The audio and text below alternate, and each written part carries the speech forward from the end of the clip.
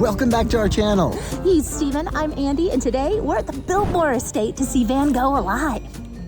We came here for the Van Gogh exhibit, but first we got to tour the property and take an audio tour of the house.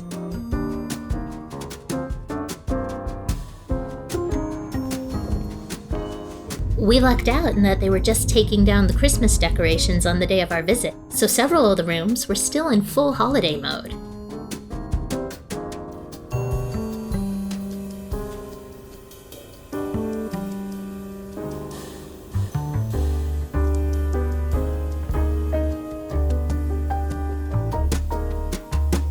If you get tickets to go into the house, you can walk through and just look at things on your own.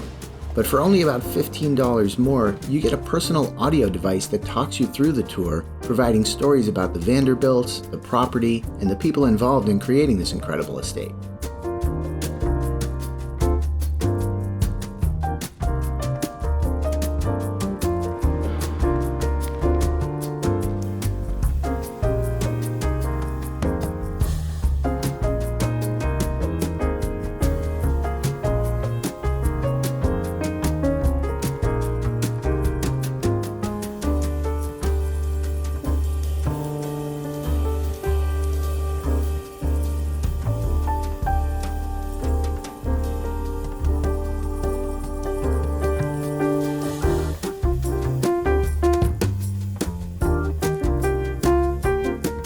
So I'm really glad that we started watching Downton Abbey kind of recently.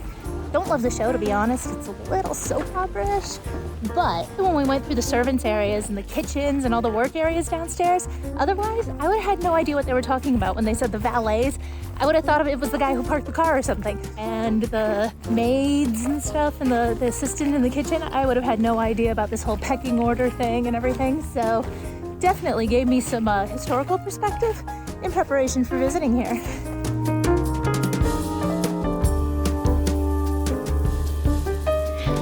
We have about an hour to an hour and a half right now to take a look at the gardens. Unfortunately, there's nothing in bloom because it's January, but we're still gonna see the beautiful property, go check out the greenhouse, and then after that, we get to head over to the Van Gogh exhibit and immerse ourselves in some beautiful art.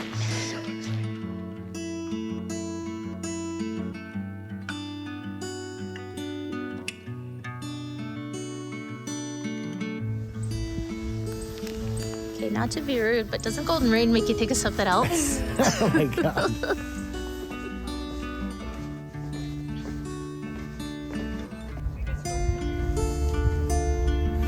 I always love big open spaces like this with a lot of geometric shapes to it. It's awesome. You know those fake tree-looking cell tower things? I think the Vanderbilts were a little ahead of their time. What kind of tree is this?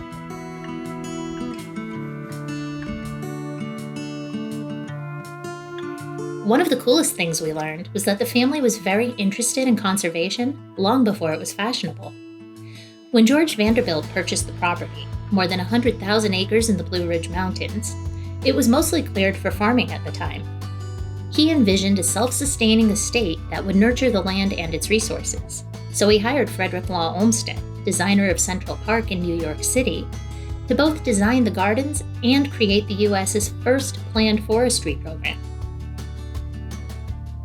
In 1914, after the death of George Vanderbilt, his widow Edith sold more than 86,000 acres of the property to the federal government for a fraction of its value. She made this contribution to the American people, in part to perpetuate the conservation legacy of her late husband. Per Edith's request, the land was established as a national forest, named Pisgah.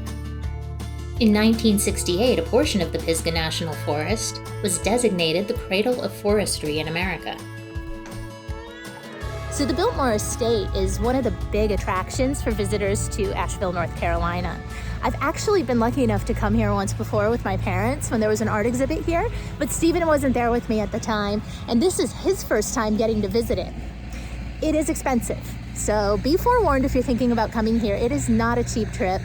Fortunately, we were gifted these tickets, so otherwise I don't know if we would even have come to this, huh? Not in the immediate future, no. No, probably not. But if you do have the opportunity and or the budget, it's definitely a beautiful property to come and see. It's supposed to be the largest home in America. And if you can come during the spring or summer when these gardens are in full bloom, they're really something else.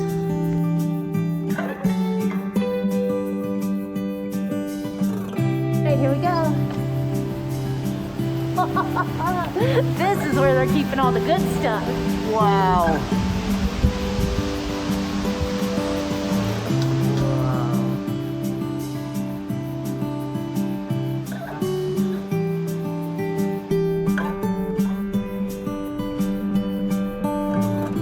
Awesome. It looks hand painted. Do I look like plant queen in here? Oh, look at these. Those are beautiful. Oh, I'm not supposed to touch them. It's so fuzzy, you just want to pet it.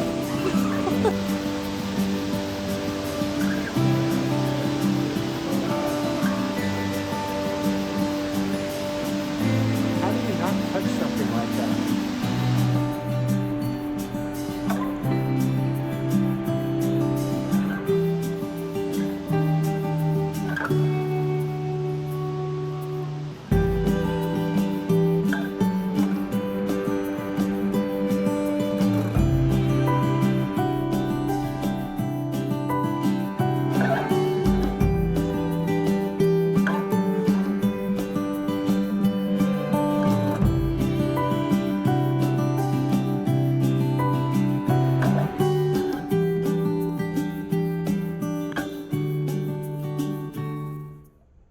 And now for the main event, Van Gogh Alive. This is an immersive experience, so we are going to be surrounded by his artwork, and it's also going to be animated and accompanied by music that represents the different periods of art and just kind of his mental state as he was creating each of these phases, I think, in his artwork and its evolution. So this should be really fascinating.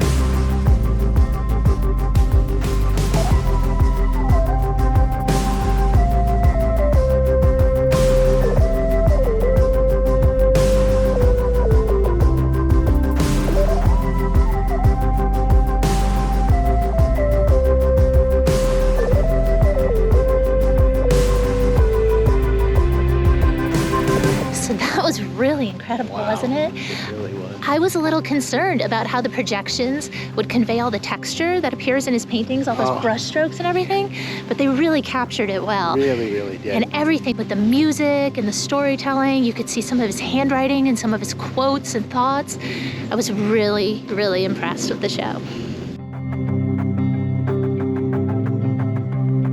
All right, you guys, be sure to tune in next week because we are going to try another live stream, this time from Las Vegas. Yes, if our flights don't get canceled. Yeah. Anyway, thank you so much for watching. We'll see you next time. See you next time.